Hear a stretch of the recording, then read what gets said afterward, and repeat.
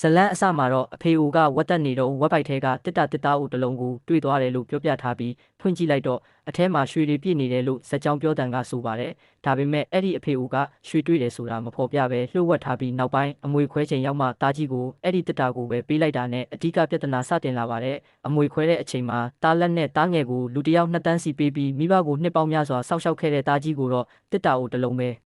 ဲပေးလိုက်တာကြောင့်အားလုံးမကြေမနက်ဖြစ်သွားကြပါတယ်။အထူးသဖြင့်တားကြီးရဲ့သားကငါအဖေကအဖိုးအဖွားကိုအကြာကြီးပြုစုလာတာဘာလို့ဒါလောက်မမျှတာလဲလို့တိုက်ရိုက်မေးပြီးမိသားစုတွေကဖိနှိပ်ထားတဲ့မနာလိုမှုမကျေနပ်မှုတွေပောက်ကွဲလာပါတယ်။အနာကလူတွေကလည်းတားကြီးကတကယ်နစ်နာသွားတယ်။အဖေအိုကရှင်းရှင်းလင်းလင်းပလိုက်နေတယ်လို့ပြောကြပေမဲ့တားကြီးကတော့အဖေပေးတာကိုယူမယ်လို့ပဲပြောပြီးတိတ်တိတ်ဆိတ်ဆိတ်ခံယူလိုက်ပါတယ်။အဲ့ဒီခန်းမှာတားကြီးဟာပတ်စံမရလို့စိတ်ဆိုးပေမဲ့မိသားစုရှိမှအဖေကိုမလွန်ဆန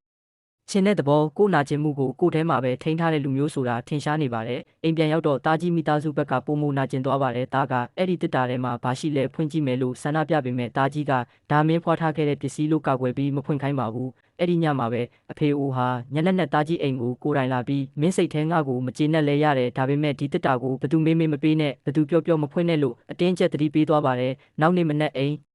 ဟောင်းမှာထပ်တွေ့တဲ့အခါလဲဒီတက်တာကို3 နှစ်ပြည့်မှပဲဖွင့်ရမယ်။ဒါမင်းမေမတေခင်ချထားခဲ့တဲ့စီကန်းလို့ပြောပါတယ်။တာကြီးကတော့အလွန်နာသွားပြီးညီနှစ်ယောက်ကိုတော့ငွေချက်ချင်းပေးတယ်ကျွန်တော်ကိုတော့3 နှစ်ဆောင်ခိုင်းတယ်ကျွန်တော်ဘာမှလဲလို့မေးပေမဲ့အဖေအိုကအကြောင်းစုံမရှင်းပဲ3 နှစ်ဆောင်မှုပဲထပ်တောင်းဆိုပါတယ်။အဲ့ဒီကနေစပြီးဇလန်းရဲ့အဓိကခံစားချက်ကစိတ်နာနာနဲ့စောင့်ရတဲ့3 နှစ်ဖြစ်သွားပါတယ်။တာကြီးမိသားစုကမချမ်းသာဘူးအိမ်ထဲပရိဘောကဟောင်းတော့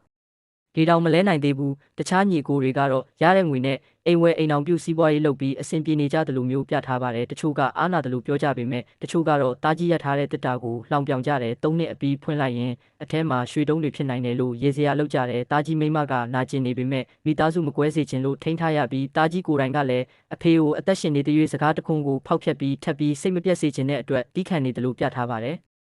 ်ဗီဒီယိုထဲမှာတာကြီးရဲ့လူကောင်းစိတ်ကိုပြသတဲ့အခန်းတွေတလျှောက်ပါလာပါတယ်။တာကဘာလို့3 နှလုံးလုံးဒီလိုအလိန်ခံနေရတာတောင်3ညီရဲ့မင်္ဂလာပွဲကိုသွားသေးတာလဲလို့မေးတော့တာကြီးက3 နှစ်ပြည့်သွားရင်တစ်တာထဲမှာဘာပဲရှိလက်ခံမဲ့အရေးကြီးတာအဖိုးကိုတက်တာဖြတ်တန်းစေချင်တာလို့ပြန်ဖြေပါတယ်။ဒီနေရာမှာဇလန်းကပတ်စံထက်ပိုလေးနဲ့တဲ့အရာတစ်ခုကိုပြချင်နေတာထင်ရှားတဲ့တာကြီးကအမွေမရလို့စိတ်မနာဘူးမဟုတ်ပဲမကြေနပ်ပေမဲ့မိဘကိုပြန်မထိခိုက်စေချင်လို့မနာလိုမှုကိုမျိုးတိတ်ထားတာပါ။တနစ်ကျော်လာတဲ့အခါမိုးယိုပြီးတစ်တာနေရာကိုရေဝင်လာလို့မိသားစုတစုလုံးစိုးရိမ်သွားပါတယ်တစ်တာကိုရွှေ့တဲ့အချိန်မှာတော့တကားချောင်းကိုမထိနဲ့တော့ကိုမဖွင့်နဲ့လို့တာကြီးကအရန်ကယူဆိုင်နေပါတယ်အဲ့ဒီအချိန်မှာတားကရေဆိုပြီးအထက်ကပစ္စည်းပြတ်သွားရင်ဘယ်လိုလုပ်မလဲချွတ်လေးတစ်ဖက်လောက်ဖွင့်ကြည့်ရအောင်လို့ပြောတယ်လို့တာကြီးကိုယ်တိုင်လည်းစိတ်ထဲမှာမထိန်နိုင်တဲ့စူးစမ်းလို့စိတ်ရှိနေတာတွေ့ရပါတယ်ဒါပေမဲ့နောက်ဆုံးမှာတော့3 နှစ်မပြည့်သေးတဲ့၍ဘယ်သူမှမဖွင့်ဘူးဆိုတဲ့ကတိကိုထပ်ပြီးကာကွယ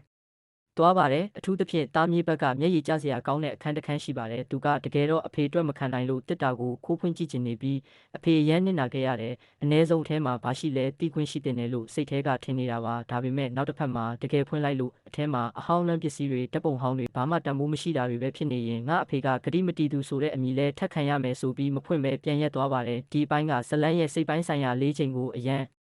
တင်ပေးထားတဲ့မိသားစုတစ်ခုလုံးတစ်တာတဲ့ကပစ္စည်းကိုမျှော်လင့်နေတယ်လို့မျှော်လင့်မှုပြတ်သွားမှာကိုလည်းကြောက်နေကြတာပါ3 နှစ်ပြည့်ခါနီးလာတဲ့အချိန်မှာတော့ဆွေမျိုးတွေပြန်စုလာပြီးအထဲမှာဘာရှိမလဲဆိုတာလူတိုင်းကခံမှန်းကြပါတော့တယ်တချို့ကအဖွားရဲ့အဆောင်လက်ဝတ်ရတနာတွေဖြစ်မယ်လို့ပြောတယ်တချို့ကစည်ရင်းစာအုပ်ဟောင်းတွေပိုးစားပြီးပြက်နေတဲ့အရာတွေဖြစ်မယ်လို့လှောင်ကြတယ်တချို့ကငွေဆိုတာပိုငွေဖြစ်အောင်လဲတက်တဲ့လူကိုပေးရတာလို့တာကြီးကိုအရေးအမြတ်နေပြောကြတယ်လို့တာကြီးမိမကလည်းစေးယုံကလိုက်တွေလူမှုမိတ်ဆွေတွေကိုမယူဘူးလူနာဘေးမှာတကယ်အိတ်ဆောင်တဲ့သူကိုပဲလိုရဲဆိုပြီးတာကြီးရဲ့အနစ်နာခံမှုကိုတခွန်းနဲ့ပြန်ဖြေလိုက်ပါတယ်အဲ့ဒီအပိုင်းကဒီဗီဒီယိုရဲ့အထိုးနှက်ပြင်းဆုံးစာကြောင်းတွေကတခုလို့ပြောလို့ရပါတယ်နောက်ဆုံးအပိုင်းမှာတော့အဖေအိုကမနှက်ဖြန်တက်တာဖွင့်မဲ့အိမ်ဟောင်းမလာနဲ့အပြင်လူလဲမခေါ်နဲ့မင်းတို့မိသားစုလောက်ပဲတိထားလို့မှာပါတယ်သူကိုယ်တိုင်လဲမလာတော့ပဲဖွင့်တဲ့အခါဖြည်းဖြည်းဖွင့်အထဲမှာစီဆက်ကူနဲ့ပတ်ထားတာတခုရှိရင်လက်နဲ့ကြမ်းကြမ်းမစွာ